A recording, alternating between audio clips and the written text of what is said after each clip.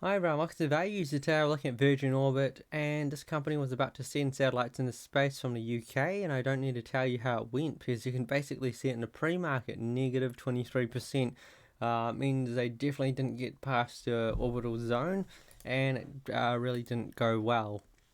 So as basically just sums up, engine didn't reach required orbit, and it's from the UK Space Agency. Basically, the second stage engine had a technical anomaly and it didn't reach the required orbit.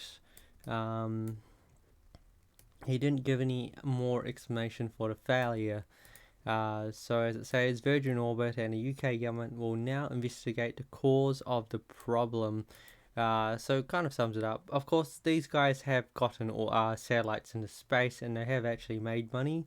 So it's not this flight not going well isn't necessarily the first, isn't necessarily a dire moment, but of course, it was meant to be one of those milestones that potentially started 2023 off in a really strong way, and it also meant that we were gonna do a lot of business for 2023. I think this sets them back a little bit.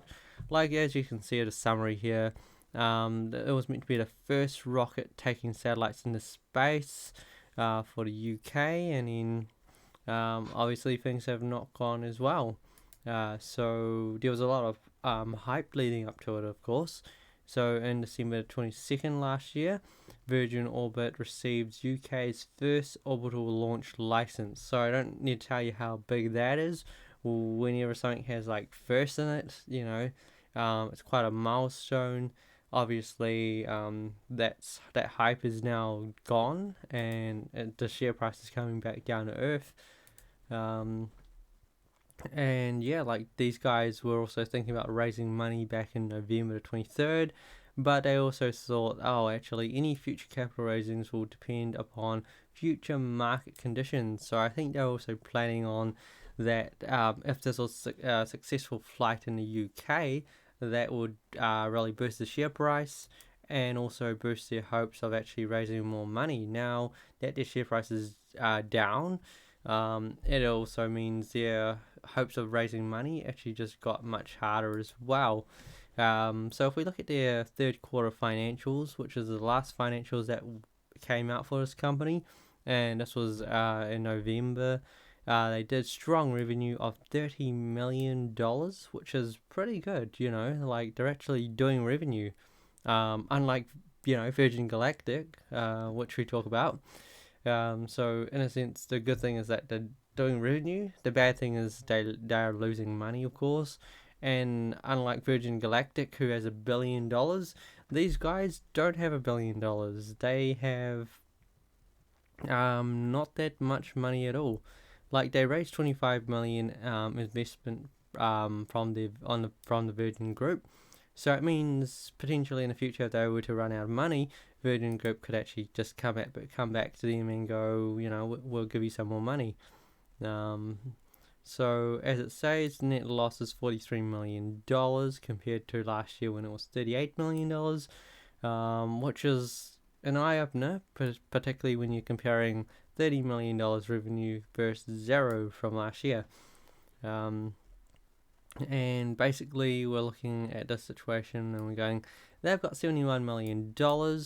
And if they're burning about $40 million a quarter, they've got two more quarters in them. And given that their business isn't necessarily a high margin business, they definitely need to raise money. So they definitely made things really tough on themselves. Like here, like by not raising money in November, when the share price was how much? Let's see. Back in November, share price was to close to around $3. So horrible misfired company to not raise money at the time, and now they're looking at raising money at a really low level, like $1.47 is potentially the suggested opening for the pre-market, or around $1.50. It probably won't be seen $2 anytime soon, I don't imagine. Especially with them running out of money, and a certainty that they will probably not be in profit in the next 2 quarters. So they definitely need to raise money, and they definitely need to get things going. So 2023 priorities is more than double 2022 launch rate, which is quite, aspiring, something that potentially gets everything going. But even if they were to double their current revenue, if you're not making much money on 30 million and you're actually losing more than that, even if you doubled your launch rates and you doubled your revenue, it's not going to cover your loss base. So no matter what, these guys have to raise money. So if you're not in the company, probably not best not to get into the company, because they're going to be raising money. They're going to be diluting the value. Yeah, unless the share price is really cheap, of course. Like, there's always the case where something's always so cheap that it always makes it worth it, no matter what happens. But apart from that, yeah, I'm not really like that hopeful for the company in general, because the money they're burning right at this current situation, um, it's not a market that favors this kind of scenario. So yeah, I'd be fearful for the company when they start to run low on money. They're likely to want to raise in another few more months, particularly when they can maybe get another launch together and then show something much stronger, so people actually have a lot more confidence in what these guys are doing. But either way, like, even if they were to double their 2022 launch rate, they'd still be losing a good amount of money. But of course, as they say, they're perfected, nearly perfected a platform that offers a lot of flexibility, that could do many launches of satellites into space, with a lot of flexibility in terms of locations. So potentially it could be a really good company in the future, but at the present time, it doesn't look favorable. It doesn't look strong. And today's flight just shows that, hey, these things are going to happen. It won't be the last time it happens. So that's also one of those things where it just has probably too much risk at the moment for me to think of it as a really good investment anyway. But let me know what your thoughts are. And yeah, like, to kind of give you perspective, like, if you look at my other videos, I'm investing in biotechs where the situation is really risky. So for me to go like, this is risky, it kind of gives you an idea of what I'm talking about when I mean risky.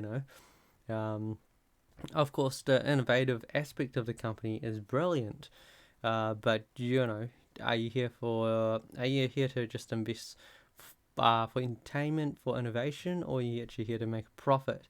That's one of those questions you want to ask yourself. And I think most people that buy stock into something is here for a profit. You want to make profit, of course, while also investing in a good company. Always is a nice part about it, because you can follow the progress and enjoy it and also make money. And who doesn't want to get into that situation? All right. Well, that's all I really have to say about the company. Until then, good luck investing, everyone.